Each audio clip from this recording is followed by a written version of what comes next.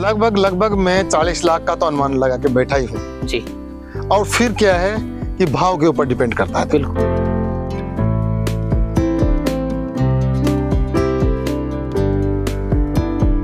आप उसमें डीएपी और यूरिया आधे आधे दोनों मात्रा में और पोटास, अच्छा, तीनों चीज का मिश्रण मिलाओ।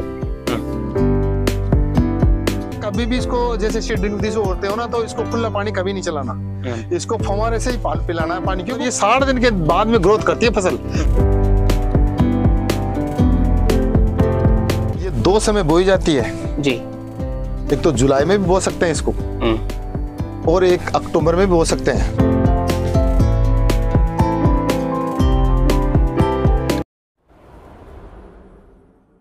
नमस्कार किसान भाइयों, फार्मिंग चैंपियंस यूट्यूब चैनल पर आप सभी किसान भाइयों का हार्दिक स्वागत है। तो किसान भाइयों, आज मैं पहुंचा हुआ हूं नाडला बाबा कृषि फार्म में, जो कि स्थित है राजस्थान के जयपुर डिस्ट्रिक्ट में।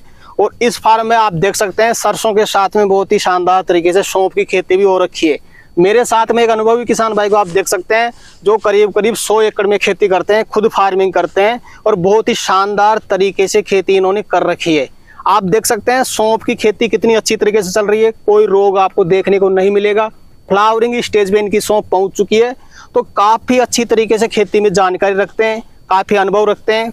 इनका जो भी अनुभव है, पूरा खेती का अनुभव, खास करके सौंफ की खेती का अनुभव, वो आप तक शेयर करेंगे इस वीडियो में। वीडियो को पूरा देखें, वीडियो पसंद आए तो लाइक करें, बाकी किसान भाइयों तक भी वीडियो को शेयर जरूर कर दिया करें, ताकि वो भी इस जानकारी का लाभ ले सकें। और जिन किसान भाइयों ने अभी तक हमारे चैनल को सब्सक्राइब नहीं किया, चैनल को सब्सक्राइब कर लें। तो आइए किसान भाइयों, आज का वीडियो शुरू करते हैं। सर जी नमस्कार। नमस्कार सर जी, सबसे पहले तो किसान भाइयों को अपना परिचय बता दिए आप। राम राम किसान भाइयों, मैं बनवारी जी नाडला बाबा कृषि फार्म से मैं बिलोंग करता हूँ। मेरा गांव गर्रवासी है, तहसील कोटखावदा, जिला जयपुर, राजस्थान का रहने वाला हूँ मैं। तो सर जी, इस वीडियो में जानकारी देने वाले हैं किसान भाइयों को सौंफ की खेती के बारे में। हाँ जी। कितने साल का अनुभव रखते हैं सौंफ में आप? करीब 10 साल से मैं सौंफ लगाता हूँ जी। सौंफ के साथ में बाकी फसलें कौन कौन सी लगाते हैं? देखो, मैं सरसों भी लगाता हूँ। पहले तो खूब सरसों लगाई है मैंने, और 10 साल से मैं कुछ हिस्से में सौंफ भी लगाता हूँ जी। इस बार मैंने आधे में सौंफ और आधे में सरसों लगाई है, जो आप देख रहे हो। कितने क्षेत्र में लगा रखी है सर सौंफ आपने इस साल? इसमें 45 एकड़ में मेरे अब की सौंफ है। 45 एकड़ में? हाँ, और मैं सरसों और गेहूं है, थोड़े गेहूं है। हाँ। पूरी 100 एकड़ जमीन? 10 एकड़ में तो गेहूं है और 45 में तो सरसों है, 45 एकड़ में मेरे सौंफ लगा रखी आपने। हाँ। जी। 1/2 कर रखा है मैंने अब की बार। बिल्कुल, सौंफ और सरसों। सर जी, डिटेल सौंफ की देना चाहेंगे शुरुआत से। हाँ जी। जैसा कोई किसान भाई, नया किसान भाई इस फील्ड में आना चाहे, सौंफ की खेती करना चाहे, तो आसानी से कर सके। हाँ। सबसे पहले तो ये बता दें, खेत की तैयारी आप कौन से महीने में करते हैं और क्या तरीका रहता है आपका? देखो किसान भाइयों, जैसे अपन सरसों तो आप ओढ़ते ही हो, जैसे सरसों की तैयारी करते हैं ना, वैसे इसकी तैयारी होती है। शुरू से ही अपन जमीन को बाज होके रखते हैं। ये जो सौंफ है, ये 2 समय बोई जाती है जी। एक तो जुलाई में भी बो सकते हैं इसको और एक अक्टूबर में भी बो सकते हैं। अक्टूबर के अपने वाली कौन से टाइम की है सर? अक्टूबर के 15-16 तारीख की है ये। 15-16 तारीख की। हाँ। तो तैयारी कब से शुरू कर देंगे अपन खेत? देखो, तैयारी तो अपन जून जुलाई से, जैसे बरसात से ही चालू कर देते हैं कि कोई अपने खेत में मतलब बुआई जुताई, एरो, कल्टीवेटर वगैरह, खेत को बिल्कुल क्लीन कर ले, दो वगैरह नहीं होना चाहिए उसमें, बिल्कुल क्लीन कर दें, खरपतवार को नष्ट कर दिया। उसके बाद में जो इसकी खाद की उड़ाई आप करते हैं, बीज से पहले खाद की उड़ाई अलग करते हैं आप? बिल्कुल अलग करते हैं। कौन सा खाद यूज में लेते हैं? वो बिल्कुल बता रहा हूँ मैं। 1 हेक्टेयर के अंदर 4 कट्टे तो सुपर फास्फेट के ले लो और 2 कट्टे यूरिया के ले लो 1 हेक्टेयर के अंदर जी। और उसकी उड़ाई कर दो पहले, और मिलाओ हिसाब से ही, मतलब ज्यादा भी नहीं मिलाना एक साथ। आप ज्यादा मिला दोगे तो वो गीलापन आ जाता है उसमें और वो सीडरिंग में निकलने में समस्या आ जाती है। यदि आपके पास में डबल सीड रहे तो एक में सुपर फॉस्फेट डालो और एक में नाइट्रोजन डाल लो, और 2 भाग का सुपर फॉस्फेट निकलना चाहिए और 1 भाग का यूरिया निकलना चाहिए। ये नहीं कर सकते हो तो आप डायरेक्ट डीएपी और सकते हो, डीएपी भी और सकते हो। ओरने के बाद में आप उसके पाठा वाठा चला के खेत को कंप्लीट कर दो। 5-7 दिन आप उसको रोक दो कि खेत के अंदर वो, क्योंकि इसमें गैसें ही तो होती है। आप साथ के साथ उसकी उड़ाई कर दोगे तो वो कहीं बाहर निकल के अपने जब चलती उड़ाई तो खेत का तो खुलता है नीचे से मुंह, तो वो क्या है कि वो गैसें उड़ जाती है। इसलिए क्या है कि 4-5 दिन अपने खेत के अंदर उसको रहने दो, और वो रहने के बाद में वो पूरे खेत में वो गैसें, वो जो खाद है पूरा खेत के अंदर इंटरनल हो जाएगा वो। उसके बाद में आप सौंफ की उड़ाई करो। कई किसान भाई छिड़काव विधि से भी करते हैं। जी। छिड़काव विधि से भी कर सकते हो। कि आप छिड़के, पर छिड़कने में क्या है कि आप थोड़ा छिड़काव विधि से करो तो डीएपी के साथ करो, डीएपी में मिला के और फिर उसको छिड़काव करो तो आपका जो पौधे जो बीज है ना उनमें गैप आ जाएगा डीएपी के साथ में। ऐसे कोरी सौंफ का करोगे ना बिल्कुल प्योर सौंफ का, तो क्या है कि पास पास में बीज पड़ जाते हैं, मतलब सौंफ आपकी बहुत ज्यादा घनी हो गई, घनी हो जाती है फिर उसमें। तो आप डीएपी के साथ में मिला के और उस पर छिड़काव करके डोलियां बना के आप फव्वारे चला सकते हो या खुला पानी चला सकते हो। और सीडरिंग से और हो तो आप पहले उस पर प्ले वाला करके और उसको जो पहले तो पड़ाव कर लो, फिर उसमें बालो, बाने के बाद में आप खाद उसमें सीडर से ओढ़ लो, सीडर से ओढ़ने के बाद में फिर वो उसमें पाटा वाटा चला के फिर आप सीडर से ओढ़ सकते हो, उड़ाई कर सकते जैसे कि मैंने अभी जो कर रखी है वो सीडरिंग से कर रखी है, पूरी सौंफ मेरी सीडरिंग से उड़ी हुई है। तो सर जी जैसे मान लो अपन सीडरिंग विधि से ही सौंफ करना चाहते हैं, 1 हेक्टेयर में कितने किलो बीज लेना पड़ता है सौंफ का? ये भी बात आपने बिल्कुल सही की है प्रश्न। 1 हेक्टेयर में आपको 4 किलो सौंफ काफी है, काफी रहेगी 4 किलो, यानी 1 बीघे के अंदर 1 किलो सौंफ। आपने 15 से 16 अक्टूबर को इसको उड़ाई की थी, पौधा अंकुरित होने में कितना टाइम ले लेता अपना? ये 15 दिन लेता है। 15 दिन तक किसान भाइयों आप खेत में देखो ही मत, और वो उगेगा। ये बीज तो 15 आप देखो सरसों की तरह देख लेते हो यार तो 5-7 दिन के अंदर उगी नहीं, अपन तो सूप खराब हो गई, नहीं ये कभी बीज खराब नहीं होता इसका। आपके उड़ाई कर दी ना आप, और ये 3 उंगल और दो, 2.5 अंगल और दो, उगेगी ये, कोई दिक्कत नहीं है। मेरा खुद का अनुभव है, मैं अनुभव शेयर कर रहा हूँ आपके साथ में कि 3 अंगल और दो, 2 अंगल और दो, 2.5 अंगल और दो, यही चलती है सीडर, 3 अंगल से 2.5 अंगल तक और दो, ये सौंफ उगेगी। यदि आपके बीज सूख भी गए ना वहाँ पे, ये हमें भी नहीं है, तो जिस टाइम पे यदि बरसात हो गई या सर्दी का आता है ना, जब नमी आती है तो ये स्वतः उग जाती है अपने आप ही, जो ही नमी आती है इसको तो स्वतः उग जाती है, ऐसी कोई बात नहीं है। 15 दिन का वेट करो आप, 15 दिन के अंदर ये सौंफ निकल जाती है। सर जी पानी की कितनी रिक्वायर्ड रहती है सौंफ में? इसमें देखो अभी तो पानी की जैसे उड़ाई विधि से करते हो ना आप, तो इसमें पानी की कम से कम 20 दिन 30 दिन की कोई दिक्कत नहीं है, 20-30 दिन तक कोई दिक्कत नहीं है। आप पोजीशन देखो कि, और फिर यदि उड़ाई करते हो ना आप, तो उसको फुवारा विधि से ही चलाना है अपने को। अच्छा। छोटे बहुत, मतलब ये 60 दिन के बाद में ग्रोथ करती है फसल, जब तक तो आपकी उस कतार में पड़ी रहेगी ये।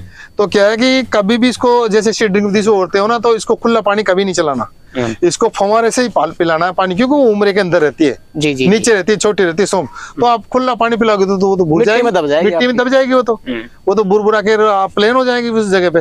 तो इसको आपको फव्वारे से चलाना है, फव्वारे का आप कम से कम 2 घंटा 1.5 घंटे से ज्यादा नहीं चलाना इसमें। सर जी अपनी जो फसल है ये, इसमें कितनी बार पानी चला दिया आपने अब तक? अब ये दूसरा पानी लग रहा है सर, देखो दूसरा ही पानी है ये, और फ्लावरिंग स्टेज है, हाँ, दूसरा पानी लग चुका है इसमें। आगे और कितना पानी देना पड़ेगा अपने को? अब इसमें क्या है कि अब 2 पानी और सफिशिएंट है, 4 पानी में फसल खूब है, बिल्कुल कोई दिक्कत नहीं है, 2 पानी लग जाएंगे, ये मार्च अप्रैल तक तो सर क्लियर हो जाएगी ये फसल। जैसे शुरू में अपन ने SSP और यूरिया साथ में मिला करके उड़ाई कर दी, पहले पानी के साथ में भी कोई खाद की बिजाई करते हैं आप?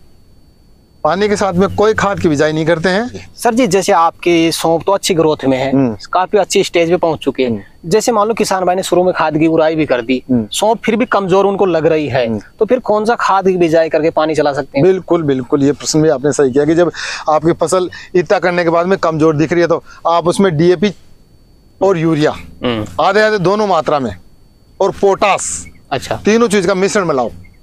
पोटास कितना लेना है अपने को?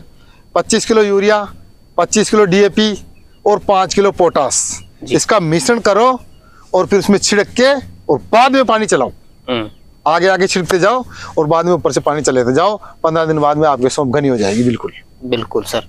तो सर जी मुख्य समस्या या रोग सौंफ की खेती में कौन से लगते हैं या लग सकते हैं? किसान भाइयों, जो सौंफ में मेन बीमारी होती है वो फंगस की होती है। इसमें मोइला रोग भी लगता है, चेपा जिसको बोलते हैं वो भी लगता है, मगर आप उसके ऊपर कम ध्यान दो, वो तो लगता है और मिट भी जाएगा मौसम के अकॉर्डिंग। मगर जो फंगस आ गई ना आपकी सौंफ में, तो फिर आप खत्म ही मान लो उस सौंफ को। इसलिए अपने को पहले ही बुलेट प्रूफ अपनी सौंफ को बना के रखना है। और वो कैसे रखना है कि जैसे इस स्टेज पे आ गई ना, फ्लावरिंग स्टेज है, बिल्कुल, इसको आप खेत के अंदर घुस के देखो और ऐसे जड़ से देखो नीचे से, कि अपने नीचे से रोग चालू होता है। हमेशा कोई भी पेड़ पौधा हमेशा नीचे जड़ से रोग चालू होता है, क्योंकि जो फंगस होती है ना जमीन में होती है वो, और वो जमीन से रोग चालू होता है और ऊपर तक आ जाता है। तो आपके जो पत्ते हैं ना उस पे व्हाइट डॉट्स, कई पत्ते अपने नीचे काले तो नहीं पड़ गए, पीले पे आप मत जाना, पीले तो पड़ सकते हैं मगर आपके सौंफ के पत्ते कहीं काले तो नीचे से नहीं पड़ रहे हैं। यदि काले पड़ गए तो M45 का स्प्रे करो उसमें। जी जी जी। काले पड़ गए तो, और आपके बिल्कुल सही है, कुछ नहीं है, अपने सौंफ बिल्कुल सही है, तो आप M45 और कार्बेंडाजिम उन दोनों को आपस में मिला के स्प्रे कर दो। तो कोई यदि आपके फंगस भी है तो उसको M45 कॉन्टैक्ट फंगिसाइड रोकेगी, जस्ट रोक देगी वो। और ये सिस्टमेटिकल जो बता रहा हूँ, ये कार्बेंडाजिम, ये आपके 10 दिन बाद में काम करना स्टार्ट हो जाएगी। छिड़क पर आप स्प्रे करोगे ना, उसके 10 दिन बाद में इसका कार्य स्टार्ट हो जाएगा। ये कैसे कार्य करती है कि ये पौधे के अंदर इंजेक्ट हो जाती है। पौधे की चाहे एक तरफ भी आपका स्प्रे हो गया और पत्तियां बच गई तो पत्ते के माध्यम से पौधे में इंजेक्ट हो जाती है और ये पूरे तने और पत्तियों और जड़ तक फैल जाती है। वो आप ऊपर भी स्प्रे करोगे ना तो भी जड़ तक चले जाएगी वो इंजेक्ट होके, और जहां भी फंगस होगी उसको खत्म कर देगी और 15-20 दिन तक आपके पौधे को बिल्कुल सुरक्षित बनाए रखेगी, उसमें फंगस नहीं आएगी। यदि आप ऐसा काम करोगे तो आपकी फसल बिल्कुल निरोग रहेगी। फिर 20 दिन बाद में फिर एक बार स्प्रे कर दो आप जी, तो 1 महीने के अंदर फसल पक जाती है और आपके पास में बिल्कुल निरोगी फसल आपके हाथ लग जाएगी वो, और आपका उत्पादन बढ़ जाएगा। सर जी, आप 10 साल से सौंफ की खेती करते हैं। हाँ जी। एक आइडिया के तौर पे बता दें कि 1 हेक्टेयर से कितने क्विंटल सौंफ आप ले लेते हैं? बिल्कुल, किसान भाइयों को ये भी पता होना चाहिए ना सर कि हम सौंफ तो बारे इसमें हमारे को लाभ है या हानि, कितनी उत्पादन हो जाती है। देखो सर, ये जो सौंफ है 1 हेक्टेयर में 20 क्विंटल जी सौंफ हो जाती है, और 20 क्विंटल ही सरसों होती है। सरसों के अकॉर्डिंग ही चलती है ये सौंफ, उसी के बराबर ये वो भी उसी के बराबर चलती है ये। और सौंफ सरसों से भी ज्यादा हो जाती है कभी कभी, और कभी कभी कम। देखो, देख रेख के ऊपर है सारा सब चीज। बिल्कुल, आप देख रेख करोगे ना तो आपके सरसों से भी ज्यादा उत्पादन हो जाएगा। 25 क्विंटल भी बैठ सकती है ये, 1 हेक्टेयर में 25 क्विंटल भी बैठ सकती है। और 25 क्विंटल का दाम कितना है आप बताओ जी। तो सर जी, जैसे 20 से 25 क्विंटल के लगभग 1 हेक्टेयर से अपन ने सौंफ ले ली, आपसे कितना खर्चा हो सकता है 1 हेक्टेयर में अपना? बिल्कुल, देखो 1 हेक्टेयर के अंदर आपको 50,000 तक का खर्चा हो सकता है। 50,000 तक का खर्चा आ ही जाता है वो तो, क्योंकि देखो आजकल DAP भी महंगा है। दूसरी बात, खरपतवार नाशक को जो दवाई का स्प्रे करते हैं ना वो कर सकते हैं, मगर आपकी सौंफ है ना 15 दिन बैठ जाएगी, तो उससे अपने को नुकसान है। उससे अपने को नुकसान है। और किसान भाइयों देखो, धीरे धीरे जमीन भी खराब हो जाती है इससे। हाँ। जमीन बंजर हो जाती है। खरपतवार दवाई अपन यूज करते हैं ना, वैसे वो दवाई भी आती है इसकी, मगर मेरा सजेशन तो यही है कि इसमें खरपतवार नहीं दें, और मजदूरों की सहायता से ही आप है ना इसकी खरपतवार निकलाएं। जहाँ घनी सौंफ है वहाँ कटवा दो। 2 फायदे हैं अपने को, घनी सौंफ भी अपन निकाल भी तो रहे ना भाई, घनी सौंफ है उसको निकलवा दो, और जो सही सौंफ है वहाँ उसको रहने दो। और खरपतवार के द्वारा, खरपतवार है ना मजदूरों की सहायता से निकलाओ इसको।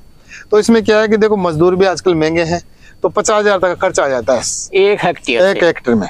तो सर जी, 10 साल में बहुत कुछ आपने मार्केट देखा है, कभी हाई भी गया, कभी लो भी रहा है, लेकिन एक एवरेज कितना मार्केट रहता है इसका? इसका एवरेज देखो 10,000 तक तो मिनिमम मान के चलो कि जैसे 16,000 भी गई है, 20,000 भी गई है, 7-8,000 भी गई है, मगर जो अच्छी जो सौंफ रहती है ना उसका मिनिमम औसतन भाव इसको बोलते हैं अपन, वो 10,000 से कम नहीं रहता है। 10,000 से कम नहीं रहता। ये 10,000 से कम नहीं रहता, तो 1 हेक्टेयर की अपन पैसा जोड़ लो। जैसे 20 क्विंटल हो गई तो 2 लाख की हो गई जी, 25 क्विंटल हो गई तो 2.5 लाख की हो गई। 2.5 लाख। तो मतलब क्या, सरसों से डबल बैठती है ये उत्पादन के, मतलब मनी के रूप में देखते हैं ना अपन। तो जब सरसों 1 लाख की हुई ना तो डायरेक्ट 2 लाख की होती है। इसलिए आप उस 50,000 बंदे को इसमें खर्चा लगाओ। और ये जो इसमें मेन बीमारी है फंगस की है, यदि फंगस आप कंट्रोल कर लोगे ना तो बल्ले बल्ले है। फिर तो खर्चा निकाल करके 1 हेक्टेयर से किसान भाई कितना निकाल सकता है? 2 लाख रुपए निकाल सकता है। 2 लाख रुपए, हाँ, यदि अच्छी उत्पादन करेगा, वो अच्छी उत्पादन बैठेगी ना सौंफ में, तो 25 क्विंटल तक बैठ सकती है 1 हेक्टेयर में। ये मैंने खुद ने मतलब ये उत्पादन लिया है खुद ने। मगर सौंफ एक नंबर होना चाहिए। जैसे अब ये जो सौंफ दिख रही है ना, ये 25 क्विंटल प्रति हेक्टेयर के हिसाब से बैठने वाली है जी। तो सर जी, आपने इस बार 45 एकड़ में सौंफ लगा रखी है, क्या उम्मीद लगा रखी है आपने कितने रुपए की सौंफ आप सेल कर देंगे? ये सर देखो, मेरे अनुमान से जैसे 20 क्विंटल 25 क्विंटल प्रति हेक्टेयर बैठती है जी, तो लगभग मैं 40 लाख का तो अनुमान लगा के बैठा ही हूँ जी।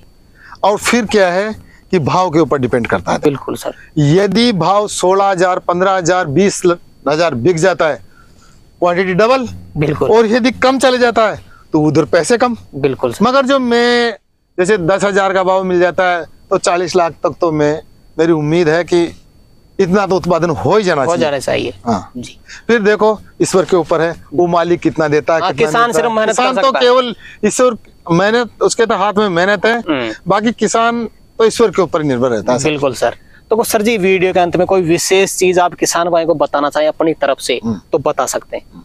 हाँ, तो किसान भाइयों, में जो वीडियो में बार बार आपसे निवेदन कर रहा था ना, बस यही है कि आपकी जो सौंफ की फसल करो ना आप, तो उसमें मेन चीज आप इन 2 दवाइयों को पकड़ लो आप। तो कौन सी? M45 और कार्बेंडाजिम जी, इनको पकड़ लो और इनको बीज में भी मिलाओ, बीज भी उपचारित करो सौंफ में, और ये फ्लावरिंग आने पर भी आप इस पे स्प्रे कर दो आप। बस ये मेन चीज यही है, आपका भी घाटा में नहीं रहोगे, घाटा रहेगा ही नहीं। तो सर जी, आज किसान भाइयों के लिए आपने समय निकाला और एक सटीक जानकारी, अपना अनुभव किसान भाइयों तक शेयर किया, उसके लिए आपका बहुत बहुत धन्यवाद। सर आपको भी धन्यवाद, जो आपके चैनल के माध्यम से मैं किसान भाइयों तक जानकारी, मेरी जो प्रैक्टिकली जानकारी है वो किसान भाइयों तक जा पा रही है। जय जवान, जय किसान, जय श्री राम। जी सर। तो किसान भाइयों, जानकारी कैसे लगी? हमारी कोशिश रहती है कि आपको प्रैक्टिकल जानकारी पहुंचाएं, एक ऐसे किसान भाई के पास से जानकारी आप तक पहुंचाई जाए जो सफल किसान भाई हो, अच्छा उत्पादन के साथ साथ अच्छा लाभ उससे वो कमा रहा हो। तो इन किसान भाई की जो जानकारी थी, पूरी जानकारी आप तक शेयर की हमने।